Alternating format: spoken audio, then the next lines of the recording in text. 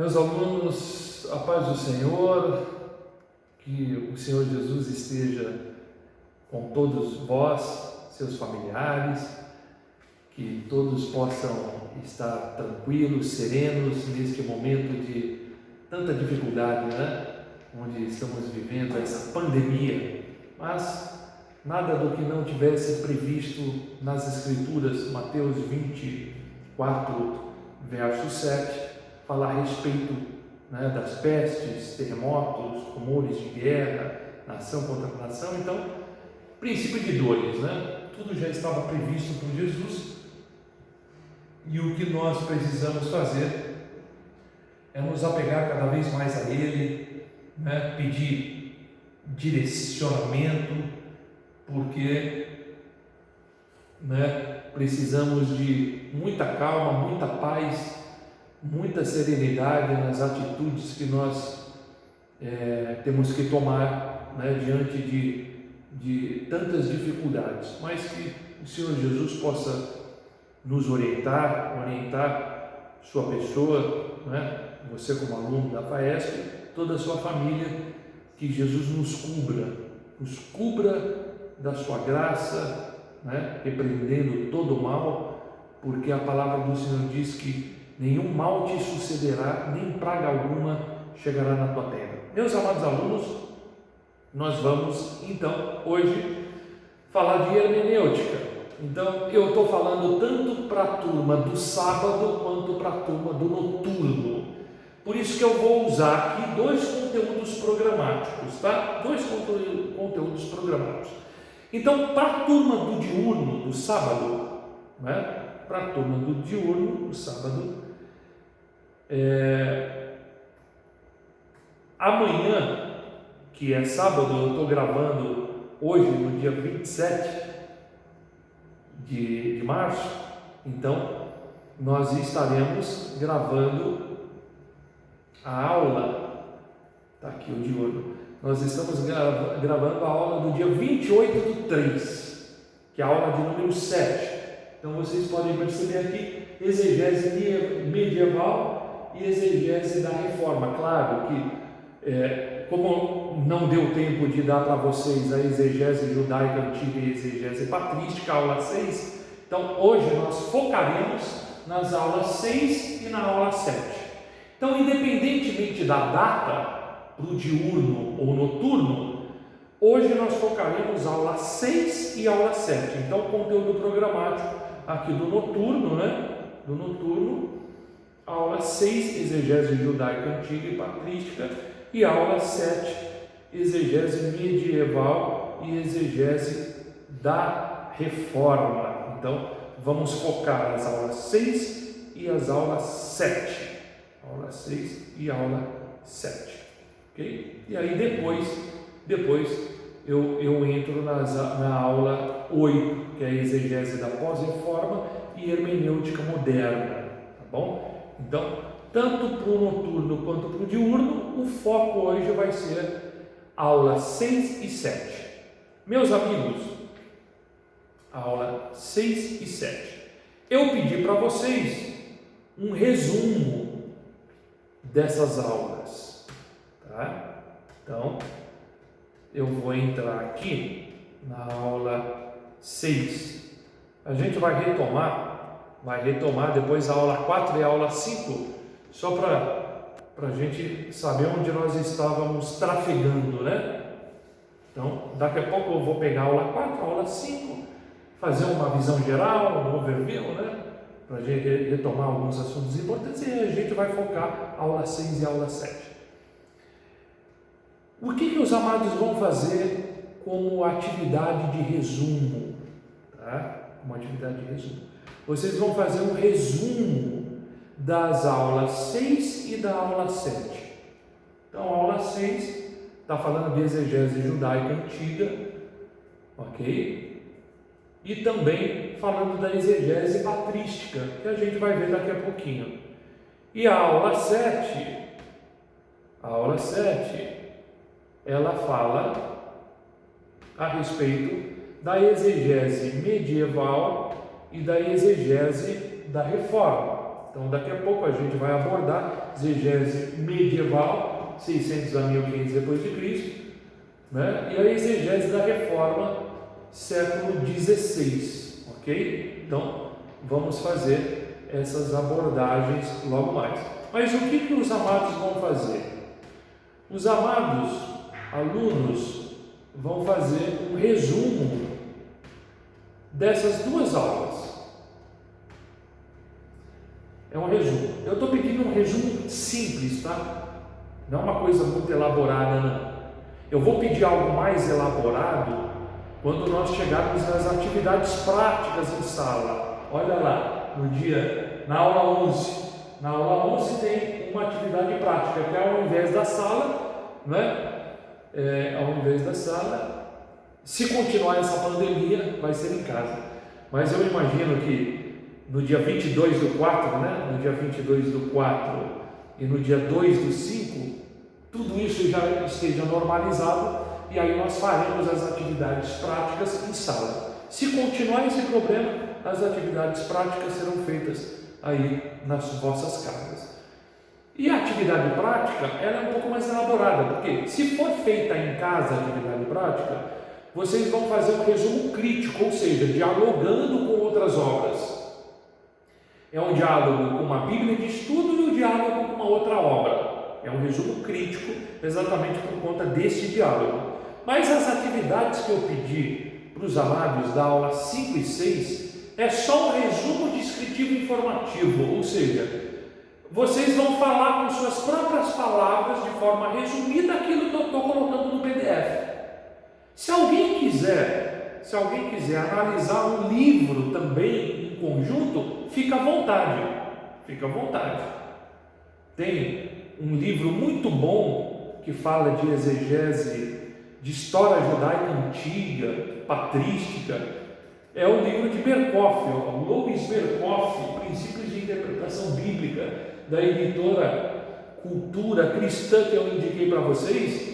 Ele faz uma bela de uma abordagem nessa história judaica, né? Exegese judaica e patrística.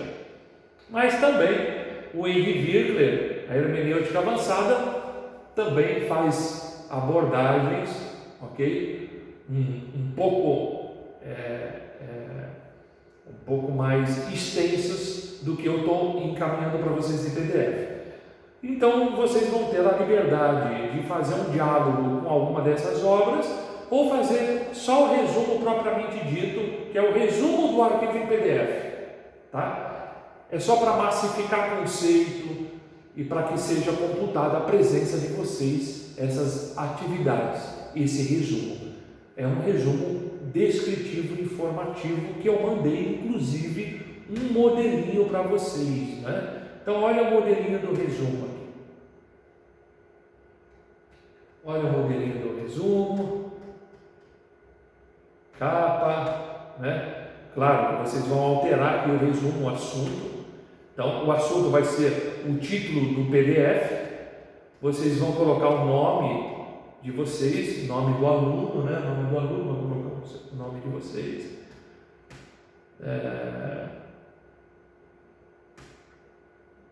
Claro, esse é um sumário sugestivo. Eu não estou fazendo uma exigência de um resumo bem acurado, então nem vai precisar fazer o sumário, né? Nem vai precisar fazer o sumário, vocês já vêm no resumo direto. Ao invés do livro, vocês vão colocar aula. E aí eu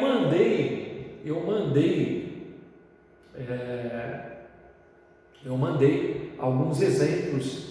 Um exemplo de como vocês vão fazer essa substituição. Ao invés de coluna e livro, vai ser aula número 6 ou aula número 7, né?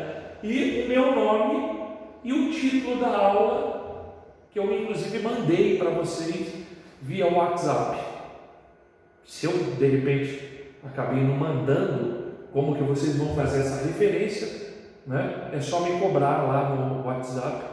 Mas na sequência eu mando para vocês como que vocês vão fazer essa referência aqui, que na verdade ao invés de livro vai ser aula, okay? E aí entrar diretamente no resumo que é uma coisa simples, então não vai ter nem referência bibliográfica, né? No modelo que eu mandei para vocês, eu coloco referências bibliográficas aqui, né? Que na verdade pode ser referência se tiver feito pesquisa, vídeo, internet, sites, então aí ficaria só referência. Então, nesse resumo que eu estou exigindo para vocês, não vai ter nem referência bibliográfica, nem referências. É fazer o resumo direto e 2 laudas no máximo. Ok? Então, está super tranquilo, Vocês vão ter que se utilizar do arquivo do Word. Eu não quero que modifique o arquivo do Word, porque ele já está padronizado conforme as regras de normas de ABNT, conforme metodologia científica. Então, é para utilizar esse arquivo do Word, porque se eu deixar para vocês fazerem essa formatação, vocês vão perder um tempo imenso, né? E como vocês são primeiro ano, né? Estamos falando aí da turma de hermenêutica, primeiro ano, eu não quero ser muito exigente com vocês, inclusive na formatação. Por isso que eu já enviei um arquivo do Word, devidamente formatado, com fonte, com margem esquerda, direita, superior, inferior, parágrafo, né? Tudo bonitinho, aqui o parágrafo, com a questão do espaçamento entre linha. Então está tudo formatadinho. Espaçamento entre linha, também está formatado aqui, né? O espaçamento com recuo tanto na primeira linha, quanto espaçamento entre uma linha e outra, com 6 pontos, tudo bonitinho, o espaçamento entre linha, no conteúdo, 1,5 ponto. Então está tudo formatado conforme as regras metodológicas e vocês, alunos, não vão ter problema para fazer esse resumo, tá? Agora, por favor, utilizem o mesmo arquivo que eu mandei para vocês. Claro que não vão utilizar o conteúdo, aqui só está o conteúdo como modelo, ok? Então tudo bem, espero que esse ponto esteja sanado, esse ponto, né, do resumo esteja sanado. É um resumo simples, descritivo, informativo, nem precisa dialogar com outras obras,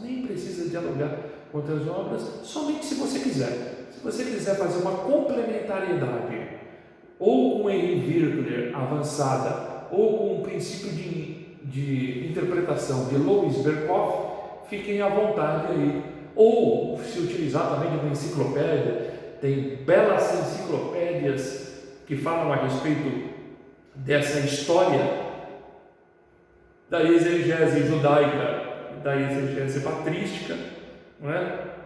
Como a enciclopédia de Champlin, enciclopédia de teologia e filosofia de Champlin.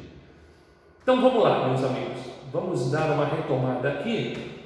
Na aula 4, a aula 4 eu dei para vocês, mas vamos dar uma retomada aqui nos fatores espirituais, no processo perceptivo, validez da interpretação, dupla autoria, sensus pleno, né? Literalidade das escrituras e os fatores espirituais no processo perceptivo. Olha aqui, ó, muita atenção. O pecado leva à cegueira e os resultados psicológicos tornam os incrédulos cada vez menos capazes e dispostos de compreender as verdades das Escrituras. Então não adianta nada o teólogo tendo uma capacidade imensa exegética, linguística, né? Exegese cultural, histórica, alta crítica, baixa crítica, não adianta. Não adianta se você não tiver, né, em consonância com o autor da Bíblia Sagrada, que é o Espírito Santo. O pecado vai te levar à cegueira e os resultados da sua exegese, né, vão ser resultados muito ruins, para não dizer outra palavra, tá? Eu estou sendo até bonzinho, né? Resultados muito ruins, mas nós precisamos ter a nossa fé atrelada ao Espírito Santo da verdade, sermos submissos, humildes perante Deus, reconhecer o nosso erro, nossa falha, né? Reconhecer nossa fragilidade, e Deus, a um coração contrito e quebrantado, Ele não rejeita. Então, meu amigo, vá por esse caminho. Coração contrito e quebrantado, Deus não rejeita.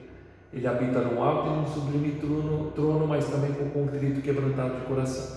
Então, o pecado leva à cegueira. Fatores espirituais no processo perceptivo é muito importante para fazer uma exegese, muito importante. Precisa estar em consonância com o autor da palavra de Deus para você fazer uma perfeita exegese, tá? Então essa foi a aula de número 4. A aula de número 5, dando uma retomada aqui, é a questão da inerrância, Jesus e a Bíblia, que nós abordamos também, os evangélicos conservadores, os evangélicos liberais. Então aqui é muito simples. Os evangélicos conservadores creem que a Bíblia é totalmente sem erro, e os evangélicos liberais creem que a Bíblia é sem erro toda vez que aborda sobre questões da salvação e da fé. Mas não que o evangélico liberal crê na fé e na salvação, não é isso. É que é sem erro para quem faz essa leitura, para quem tem fé. Então, para o liberal, né, eles desmitologizam a Bíblia, porque dizem que a Bíblia é cheia de mito, né? Rudolf Bultmann, a teologia alemã, vai fazer essa abordagem. Mas a Bíblia, ela não tem nenhum mito, ela é inerrante, infalível, 100% selo e repositório da verdade. Paulo alerta Timóteo, Tito, né, para fugir das questões loucas, dos debates acerca da lei, muitos querendo ser doutores e não sabendo coisa alguma, né? Então Paulo, ele fala para fugir das fábulas, das fábulas judaicas, das dissensões e debates acerca da lei. Foge disso daí. Ao herege uma vez e outra sendo admoestado, evita. O herege, você vai perder tempo com discussões que não vão levar a lugar nenhum, porque a pessoa, ela não quer crer na Bíblia, né? Então não vai adiantar, você não vai forçar ninguém, nem por força, nem por violência, mas pelo meu Espírito, diz a palavra. Então é o Espírito Santo que vai convencer, se a pessoa deixar ser convencida, lógico, né? Jesus e a Bíblia. Então, cremos que Jesus é Filho de Deus, então nossa atitude para com a Bíblia tem que ser a mesma atitude de Jesus para com a Bíblia. Jesus cria em Sodoma e Gomorra, em Jonas, em Ló, em Jó, Gênesis 1 e 2, Jesus cria nisso tudo. Então a nossa atitude, ela não pode ser menos do que a atitude de Jesus para com a Bíblia, senão nós não somos cristãos coisa nenhuma. Cristão é ser discípulo de Cristo. Se somos discípulos de Cristo, temos que também crer na Bíblia como Jesus cria. Ponto importante. Jesus disse: passará os céus e a terra, porém as minhas palavras não passarão. A Bíblia, ela tem uma validade maior do que céus e terra. A Bíblia, a palavra não passa. Céus e terra passam, né? Esses céus e essa terra que nós vemos passarão, serão desfeitos pelo fogo, como diz em 2 Pedro. O apóstolo Pedro alerta lá na sua segunda epístola que os elementos adentros se fundirão e os céus e a terra passarão com um grande estrondo. Olha que maravilha, né? Os céus e a terra passarão, mas as minhas palavras não passarão. Então, beleza, aula de número 5, nós demos uma retomada aí para pegarmos o gancho naquilo que nós vínhamos abordando a respeito de hermenêutica. Então, agora nós vamos entrar para a aula de número 6. Aula de número 6, exegese judaica antiga e exegese patrística. Meus amigos, são pontos, né, exegese judaica antiga, são pontos muito importantes, porque fala da teoria epigenética e da revelação progressiva, que são dois pontos muito importantes desse slide. Então, o que seria a teoria epigenética? Que a revelação de Deus é como, né, o crescimento de uma árvore. Tanto a semente quanto a árvore frondosa, propriamente dito, que gera seus frutos comestíveis, né, ou não, né, tem árvores que geram frutos, mas não comestíveis. É como o crescimento de uma árvore, a revelação de Deus. A revelação de Deus, seja nos primórdios do Antigo Testamento, quanto no cumprimento pleno no Novo Testamento, com a vinda de Jesus, tem a sua importância. Por isso que a teoria epigenética na hermenêutica, ela é muito importante. Por quê? Porque tem pessoas, teólogos, né, e leitores da Bíblia, que rejeitam, inclusive, o Antigo Testamento. Dizem que só é válido o Novo Testamento. Meus amados, se a revelação de Deus é como a teoria epigenética, tanto a semente lançada no Antigo é importante, quanto as sementes lançadas no Novo Testamento são importantes. Uma coisa não exclui a outra. O Antigo aponta para o Novo e o Novo revela o Antigo, diz Agostinho, de Hipona patrística, o grande teólogo da patrística, 400 depois de Cristo. O Antigo aponta para o Novo e o Novo revela o Antigo. Então é importante nós termos essa visão de complementariedade, tanto antigo quanto novo. Há uma complementação, porque existe a chamada unidade escriturística quando nós abordamos hermenêutica. Há uma unidade escriturística, Gênesis a Apocalipse. Gênesis a Apocalipse, a Bíblia, ela revela a si mesmo, ela responde a si mesma, a Bíblia responde a si mesma. Mas existe também, antes de nós falarmos da revelação progressiva, existe uma realidade bíblica e espiritual. Existem coisas que Deus revelou e coisas que Deus não revelou. Deuteronômio 29, 29. Aquilo que Deus revelou é para nós, aquilo que Deus não revelou é para Ele. Então não adianta nós especularmos muito, fazermos muitas tergiversações a respeito da palavra de Deus, não é? Aquilo que Deus revelou, nós devemos nos debruçar. Aquilo que Deus não revelou vai ser só perda de tempo, perda de tempo. Não chegaremos a lugar nenhum. E a teologia, ela não pode ser somente conceitual, ela tem que ser a praxis teológica, ou seja, a teologia na prática. Se você ficar abordando assuntos que não podem ser colocados em prática, você vai estar só perdendo o seu tempo, não vai servir para o seu enlevo espiritual, muito pelo contrário, né? Tem muita gente que está muito confusa teologicamente, porque está querendo saber coisas que Deus não revelou.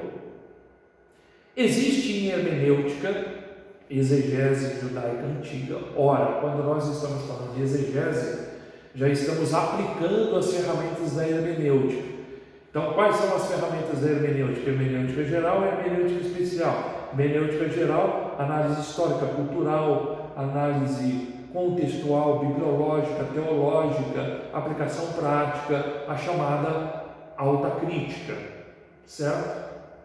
E a baixa crítica é hermenêutica especial, análise etimológica, léxico-sintática, a hermenêutica especial, as linguagens, as figuras de linguagem, que a gente vai ver mais para frente. Então, existe uma revelação progressiva.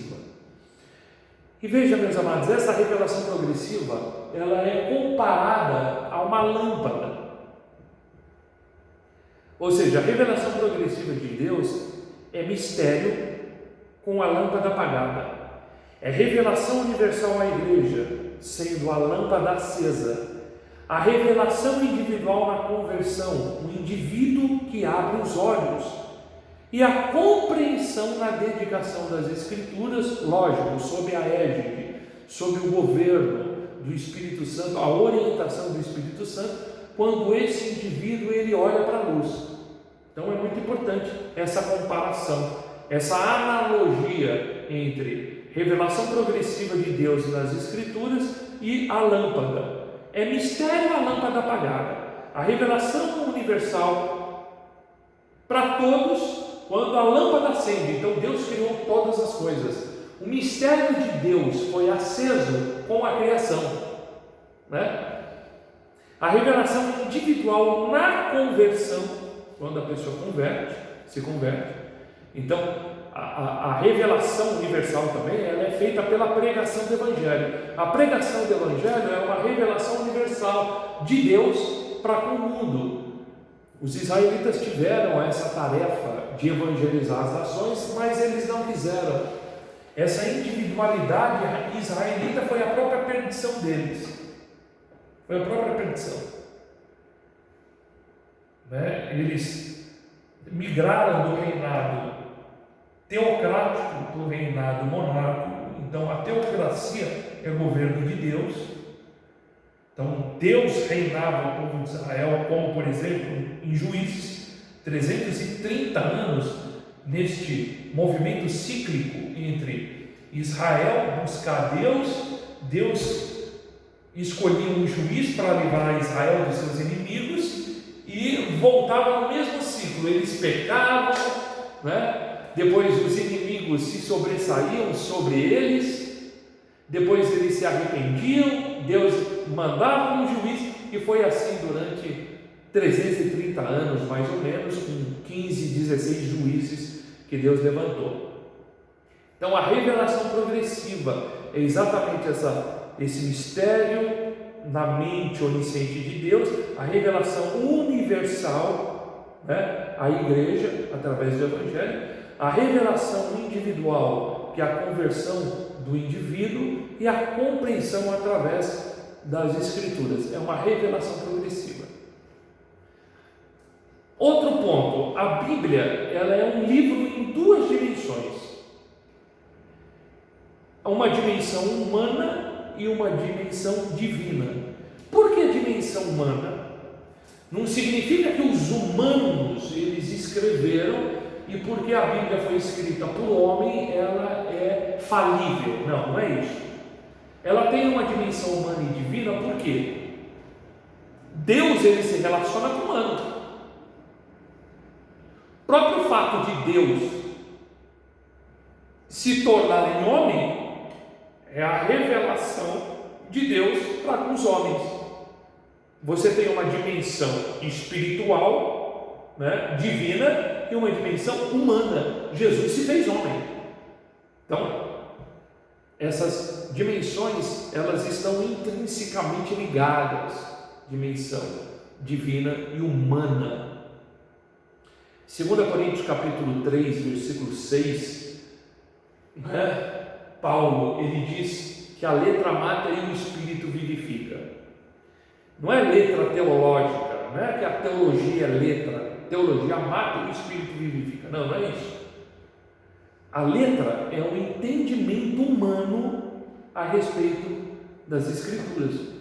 Jesus disse em João 5,39: examinai as Escrituras, pois vós cuidais ter nelas a vida eterna. Estava falando para escriba, para o camarada que copiava a Escritura todo dia, mas eles não interpretavam as Escrituras segundo o Espírito, eles interpretavam as Escrituras segundo a letra humana, a compreensão humana. Isso significa que a letra mata e o Espírito vivifica, ou seja, a compreensão e o entendimento humano, tá?